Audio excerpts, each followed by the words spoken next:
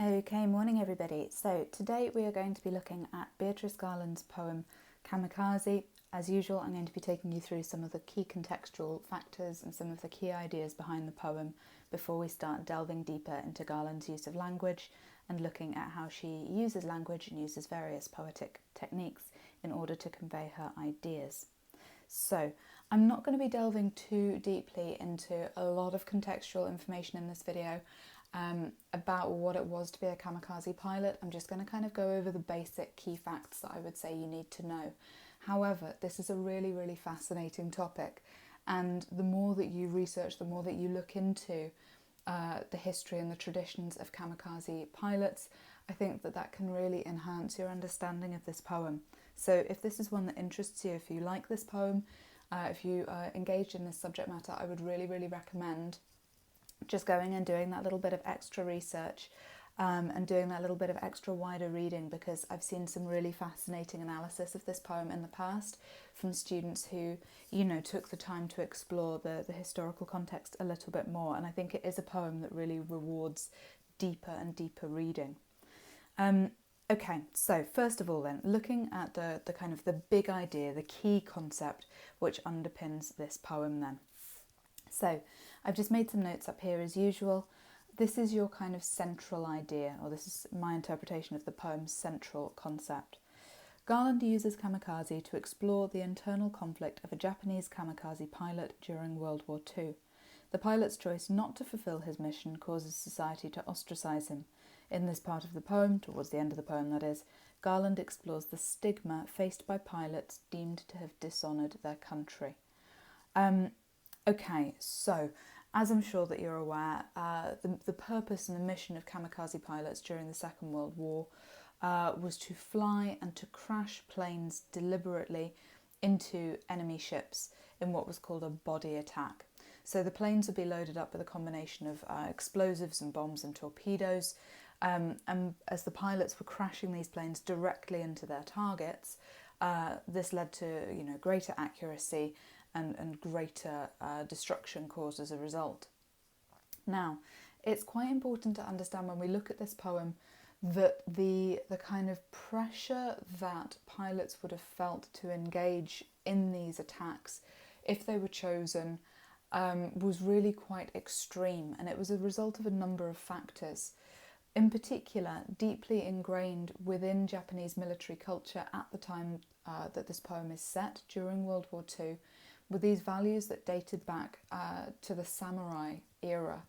And it was laced with these ideas of loyalty and honour until death. So the idea that to give one's life in service to one's emperor, in service to one's country, was the highest form of honour that someone within the military could achieve.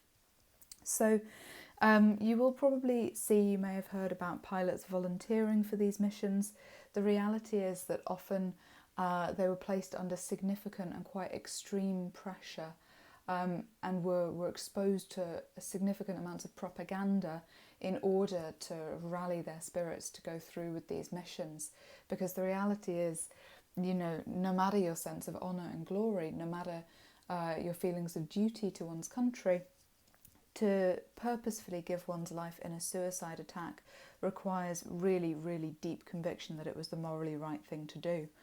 And to get pilots into that state of mind required, as I say, significant preparation, significant exposure to propaganda. So, within this poem then, Garland explores the kind of internal conflict of a pilot going through, or on his way to go through, with his kamikaze mission. Now, there's several different layers within this poem in terms of who is speaking and who is being spoken about. And I always find it quite useful just to look at a sort of miniature family tree, because this is a poem about family, and in particular it's a poem about how family remember those that they have lost. So within this poem we have several generations being spoken about. The person speaking within this poem is the pilot's daughter. She's the persona, she's the one narrating and telling her father's story, and her father is the kamikaze pilot. So she's telling his story many years after the war has come to an end, and she's telling his story to her own children who are listening. So we have these 3 generations in the first instance. Later in the poem, she also refers to her father's father, her grandfather, who was a fisherman. And she thinks about him being out at sea and her father waiting for him to come home to him. So it seems a little complex. It'll be much simpler when we've read through the poem together. We also see that she refers to her mother, the Kamikaze pilot's wife. So it might just help you to have that little family tree noted down somewhere, just to help you kind of untangle the different strands, the different layers, the different generations that Garland utilises within this poem. All right, so let's get into it then. Stanza 1. Her father embarked at sunrise with a flask of water, a samurai sword in the cockpit, a shaven head full of powerful incantations, and enough fuel for a one-way journey into history. So this stanza explains his mindset, his mentality, his state of mind as she imagines he is preparing for his mission. So we're just going to look at each of these different quotations that I've highlighted here in different colours. We're going to try and make a different point for each. So I've broken it down to some quite short quotations for you. So first of all, her father embarked at sunrise. To embark is to get into the plane, to get into the ship. So it suggests he is setting off early. Now emotionally we could infer that this means that he is ready, that he's prepared, that he's keen to set off on this mission. We can also look at the symbolism of sunrise. Japan is known as the land of the rising sun. So straight away in that very first line we have that patriotic imagery coming through. The sun is rising as he prepares for his mission, and it perhaps creates that sense of patriotism, that sense of love for his country that must have been so powerful in order for him to go through with this. So, embarked at sunrise, on one level, could suggest he is eager to undertake this mission. But then a little bit more of broader context there. Japan is known as the land of the rising sun. So it's also a patriotic image. Let's see if we can do something about these shadows. Okay. So, with a flask of water, a samurai sword in the cockpit. Now, the samurai sword, as we've mentioned, links back to Japanese military tradition and echoes these ideas of death before dishonour, that you would maintain loyalty and honour to your country to the last, even if that meant your death.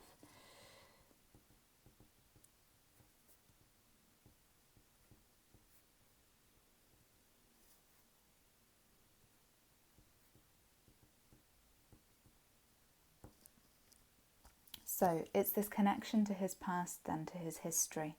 And it speaks about these kind of powerful convictions that kamikaze pilots needed to have in order to help them to go through with these missions, in order to get them into a state of mind where they felt that they could undertake them. These ideas of honour and glory were invoked in order to aid them to go through with that. A shaven head. So this is a ritualistic preparation. He's shaved his head in preparation for his mission, full of powerful incantations.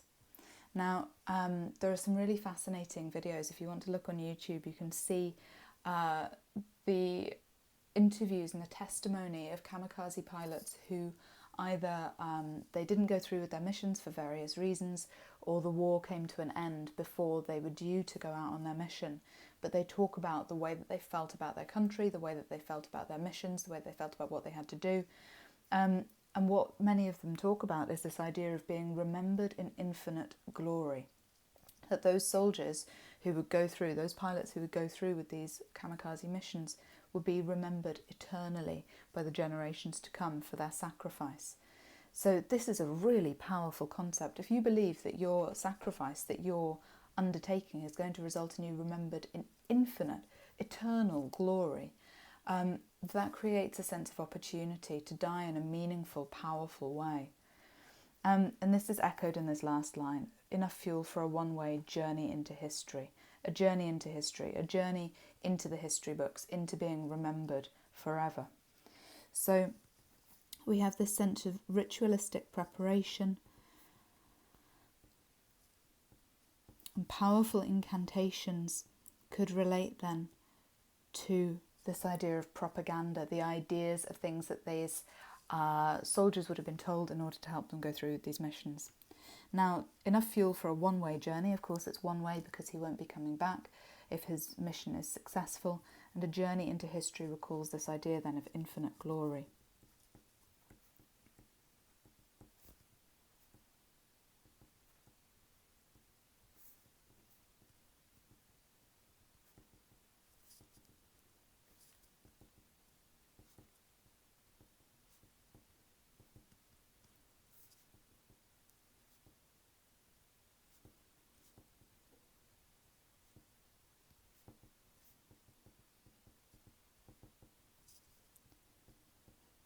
And you can remember that idea of infinity because we're going to be coming back to it a little bit later on.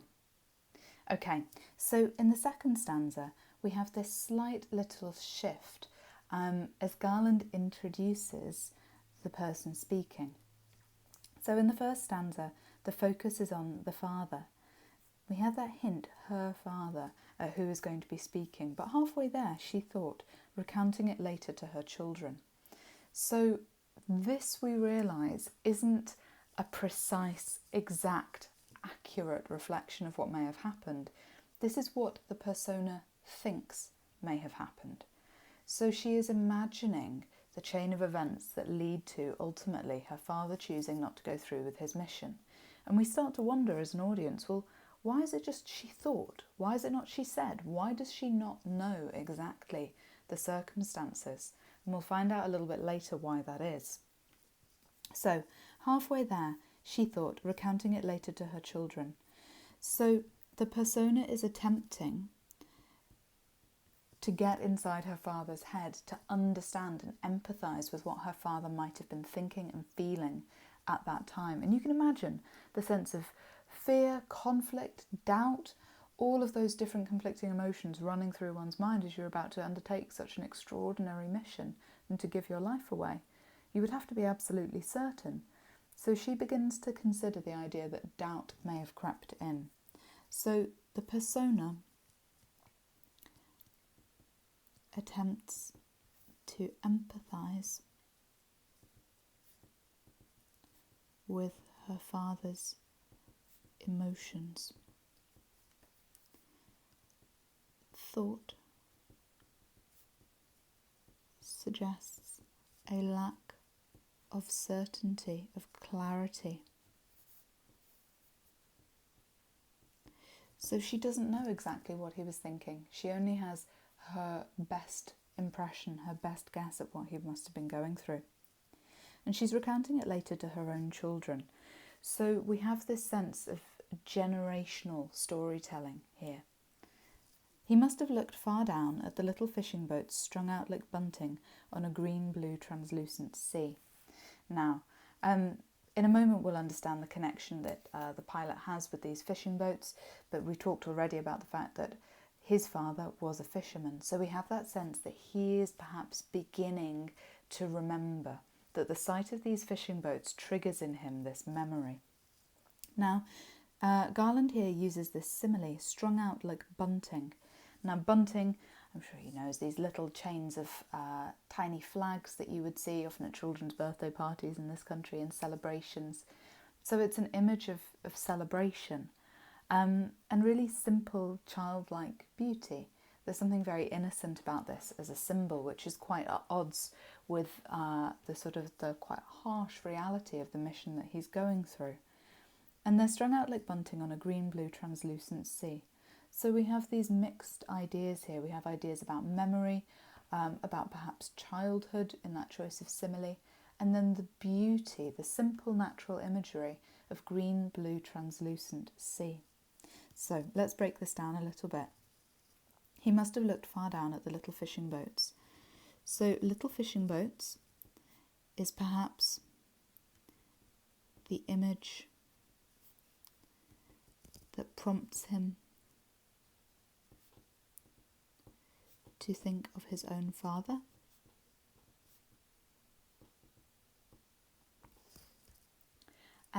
And then we also have this simile strung out like bunting. And this simile, I think, conveys innocence and also celebration. So students that I've taught this poem to have come up with some really interesting but quite different interpretations of what this image could mean within the broader poem. Some of them have considered the fact that he might be anticipating the celebration of his success. So if he goes through with his mission, he's going to be celebrated for it, he's going to be honoured for it. This is going to be seen as a cause for celebration. Whereas others have said that this is such a childlike image that it suggests he's starting to think back to his own childhood. He's no longer feeling like this powerful military man, this powerful kamikaze pilot. He's starting actually to reflect on his own childhood, and these thoughts about childhood ultimately are what cause him to turn back. So there's lots of different ways of interpreting that image, and I would suggest, think about this one yourself. What do you see in this line? So on a green-blue translucent sea, Garland makes extensive use of natural imagery within this poem. And nature is presented as natural imagery. Nature is presented as really beautiful as well as powerful.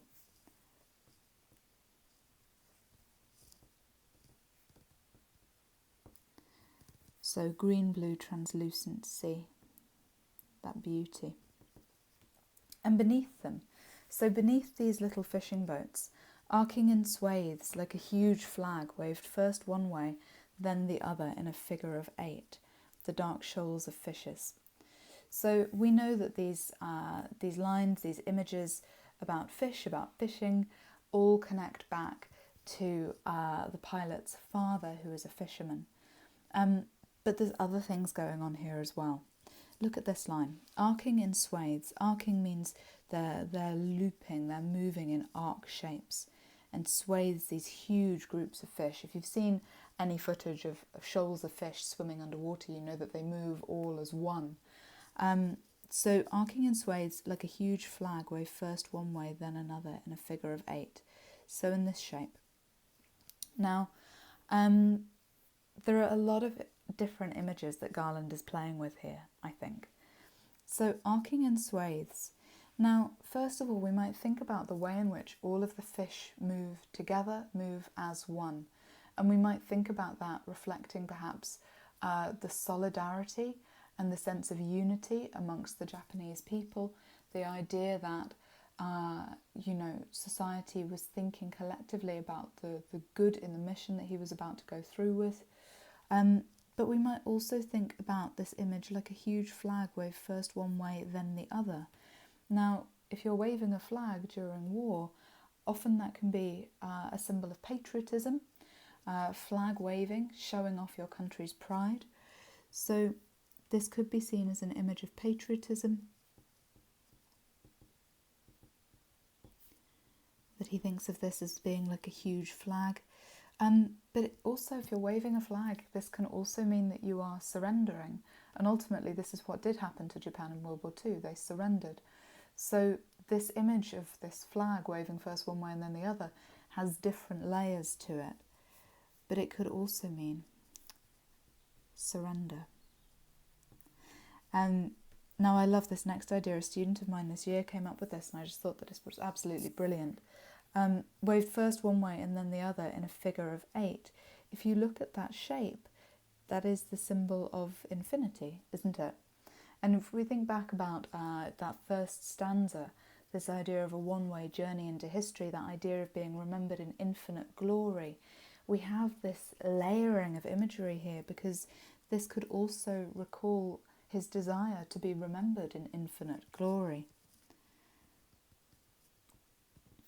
So this could reflect or symbolise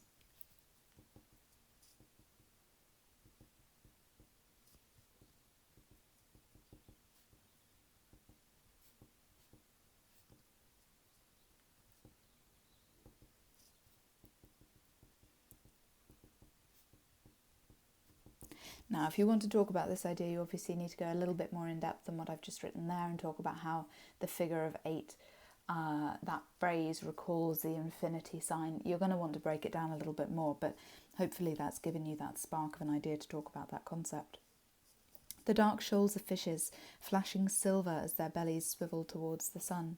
So flashing silver, again we have that sense of natural beauty.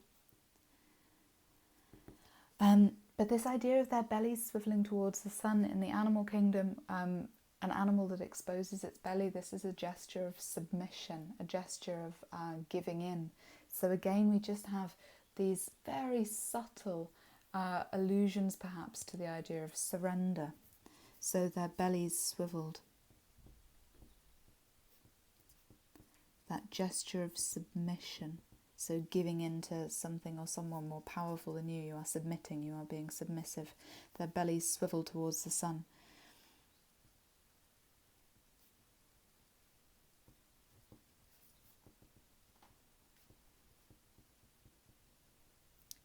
Okay, now I think that this is a really, really important stanza, this next one. And this is one that tends to give people a little trouble when they're looking at it. It seems as though Garland moves further and further away as the stanzas go on from the idea of the Kamikaze mission. And I think that's really important because the pilot sets out with this huge sense of pomp and circumstance. He's embarking at sunrise, that patriotic image to begin the poem. He takes his samurai sword, his head is shaved and ready to go. He's full of powerful incantations. He's ready for his one-way journey into history. But when he is alone in the plain, going off on this long journey, he is left alone with his thoughts. He's left alone with his own ideas. And as he looks down, his mind wanders. And different arguments have been made as to what causes him to turn back. I'm going to make my argument that it's related to family and memories of family and childhood. Others have said that he's overwhelmed by the beauty of the natural world that surrounds him. I think that's also a really significant, really valid interpretation here. Okay, so flashing silver as their bellies swivel towards the sun. So these images, thinking of the fish, thinking of the boats, this triggers this memory. So I'm just going to write that down there. This is his memory of childhood. And it's a really powerful one, a really strong one. So he remembers how he and his brothers were waiting on the shore. So we get the sense of suddenly his wider family. And they're waiting on the shore for their father to come home.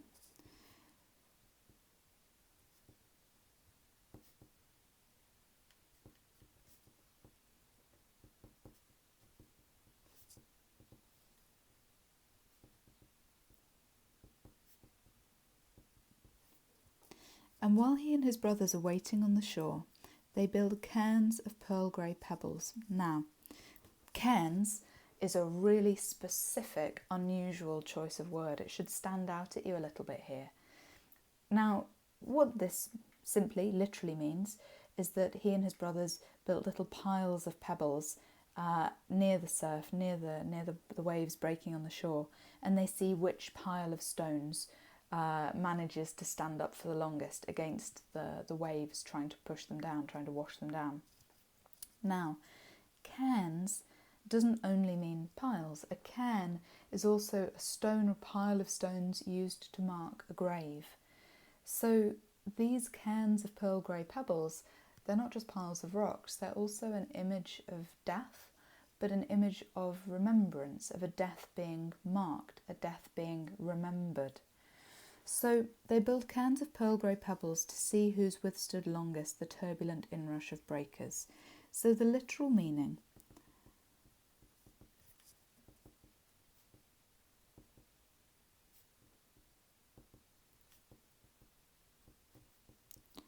is that the brothers build piles of stones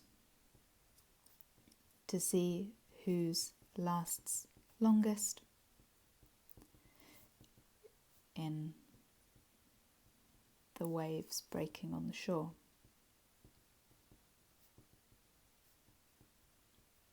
That's the literal meaning.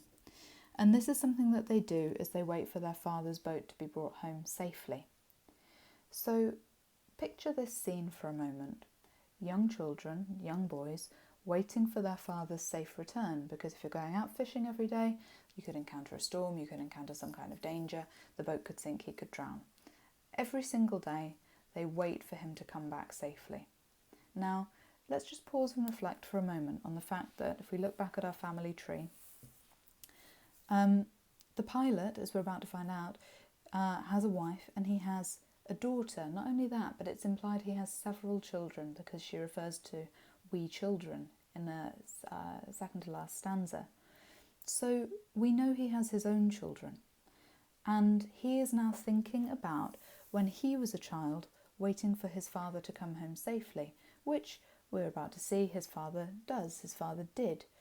But he's not going to. If he goes through with his mission, he won't come home safely. So he's remembering how it felt, wondering whether his father would return every day, and he's knowing that his own children may be experiencing the same emotions, but they won't have a father come home to them. And you can imagine what a difficult concept that is to get your head around, the idea that you are not coming home safely to your family. So this is where, in my view, the internal conflict really comes from, and this is where his decision to turn back really comes from. Now, if we look at that word cairns, we might think, let me just move this, this could symbolise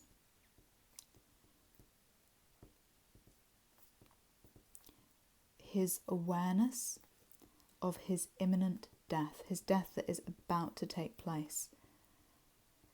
Because even as he's thinking about this childish, innocent memory, building these piles of stones, he's anticipating his own death, which is going to come very shortly if he goes through with his mission. So it's this simple childlike image which is almost tainted.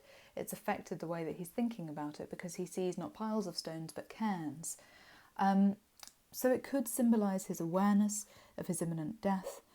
It could also symbolise his desire to be remembered. Because, as we've seen, cairns were stones, almost like a gravestone, piles of stones used to mark a grave. So we have these two ideas, potentially, I'm sure there's more than two ideas, we have at least these two ideas working concurrently. His awareness of his imminent death, his desire to be remembered, but also that nagging sense that he should be coming home safe to his own children as his father came home safe to him. So, lots and lots of different images at work there. All right, so we'll look then at these final three stanzas. So we see here in italics, yes, grandfather's boat. So we can see that this is almost as if there's been an interruption from the children. We have our narrator speaking directly now. So the italics denote direct speech. So if we contrast that, we have a look at this first stanza. Halfway there, she thought, recounting it later to her children. This is in third person, but now we have this first person direct speech breaking through, as if she's responding to her children's comments. Yes, that's my grandfather's boat. Safe to the shore, salt sodden, awash with cloud-marked mackerel. I should have highlighted that. It's such a beautiful image. Black crabs, feathery prawns, the loose silver of whitebait, and once a tuna, the dark prince, muscular, dangerous. Okay, so looking at these then, we have this, whenever I've taught this poem, the question is always, why is she just going on about fish? But let's remember that this isn't just random. This hasn't just been dumped into the middle of the poem. This is his recollection, as his daughter imagines it, of his own childhood.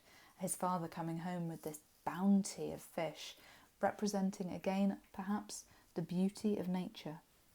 Cloud-marked mackerel, I think, is just such a beautiful image. It's almost as though as he's holding this fish up, its scales are so shiny, it's slick and wet with the water, it's been plucked freshly from the sea, so that when he holds it up, its scales reflect the sky, its scales reflect the clouds above, so it's as though it's been marked with clouds. I just think that's so beautiful. Feathery prawns, black crabs, the loose silver of whitebait, so small little fish whitebait, almost looking like a handful of silver. So there's a real sense of beauty and preciousness here. And we can imagine almost a young child, the pilot as a child, peering into his father's boat, looking at the fish that he's brought back. We have a sense of awe, a sense of inspiration perhaps, a sense of amazement at the wonders and the beauty of nature. So cloud-marked mackerel. The fish's scales reflect the sky. Loose silver, we have that sense of value and preciousness and beauty. So in these lines then, Garland emphasises the beauty of nature. Now, for those people who would argue that this is the reason for the pilot turning back, certainly there is enough evidence to support that analysis and that perspective. He is surrounded by the beauty of the natural world, the green-blue translucent sea below him, his own memories of these beautiful fish his father would bring home. We could infer that this is a world that he sees as so beautiful that he longs still to be a part of it. He can't bear the idea of leaving this beauty, this nature behind. So that is definitely one interpretation worth considering. And in your own writing, you know, showing an awareness of multiple interpretations is a real strength, is something you should be aspiring to do. So you might choose to look at two different interpretations of what triggers this choice. A tuna, the dark prince, muscular, dangerous. Now, this refers obviously to the size, the strength of the tuna, but we might also think of this metaphor of the dark prince as perhaps reflecting the pilot's own self-image, that this is a metaphor for how he sees himself as a dark prince, muscular and dangerous. So this metaphor could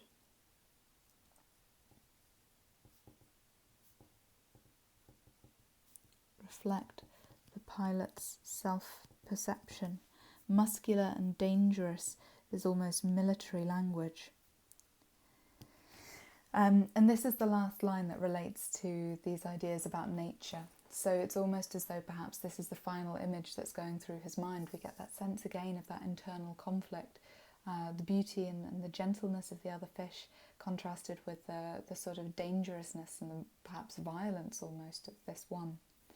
So we have at that point finally a full stop at the end of a stanza.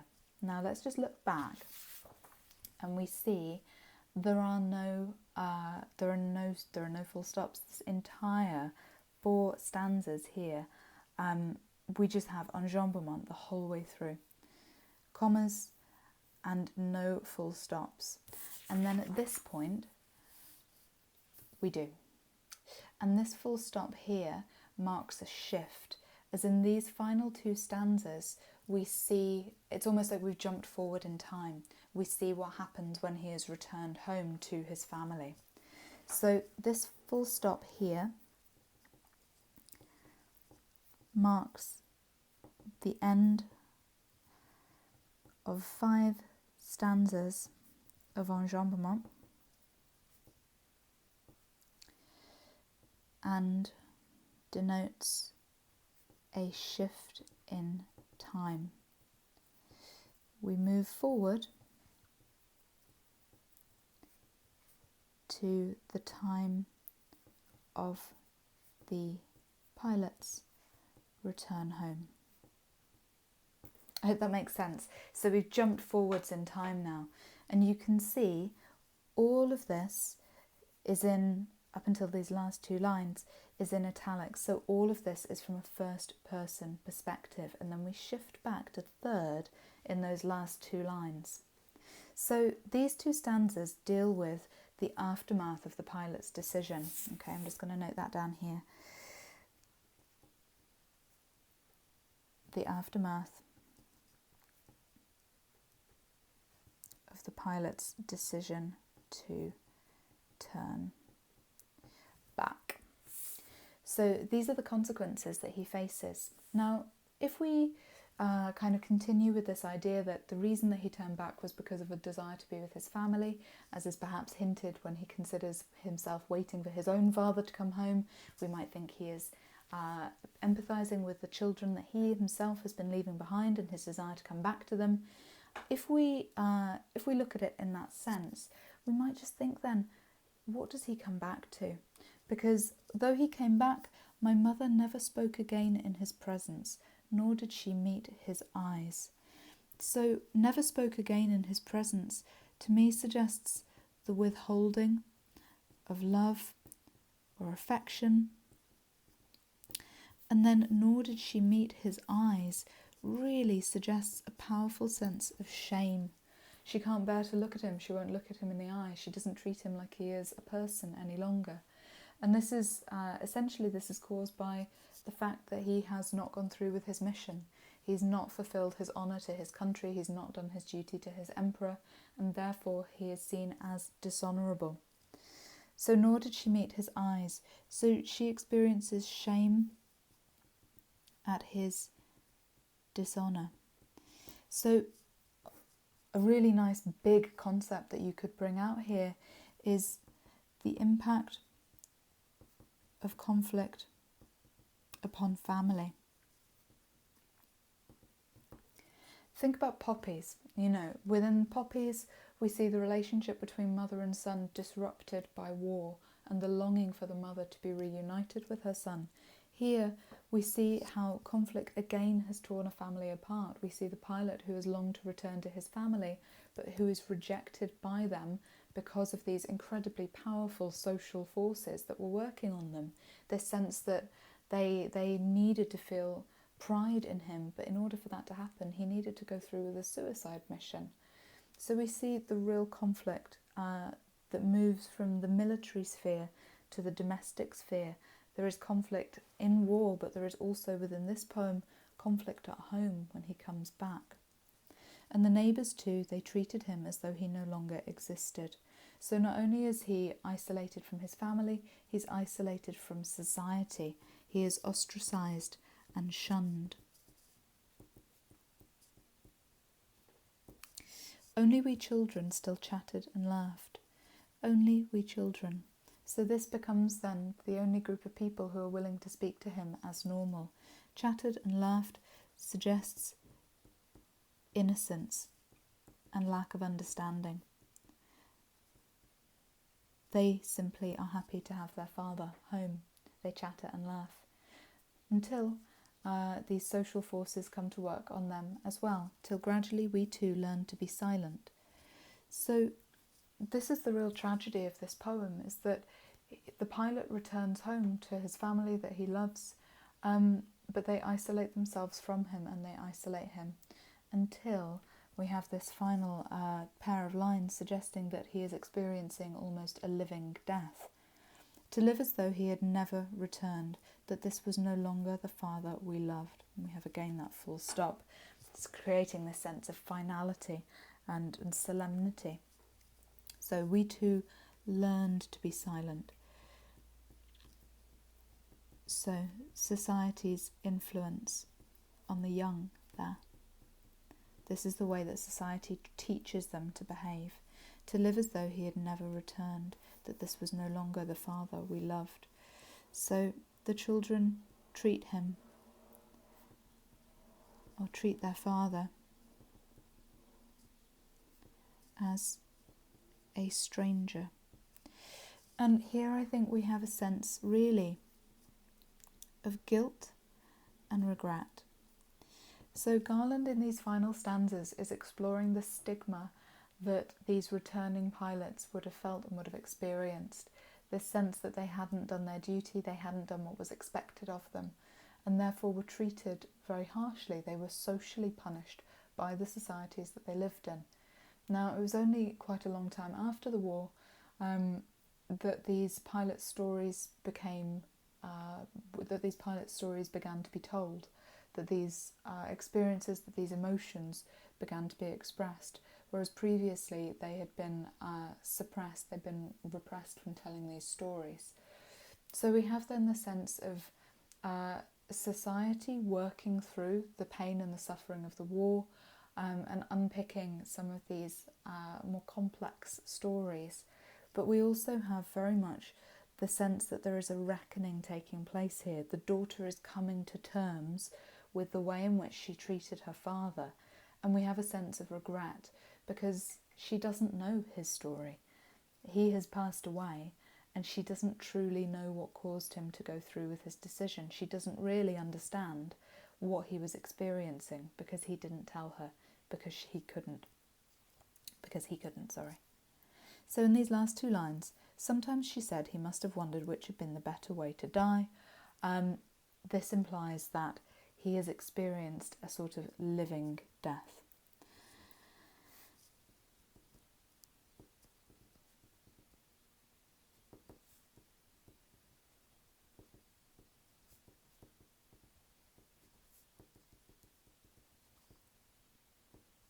Experiences a kind of living death as he is shunned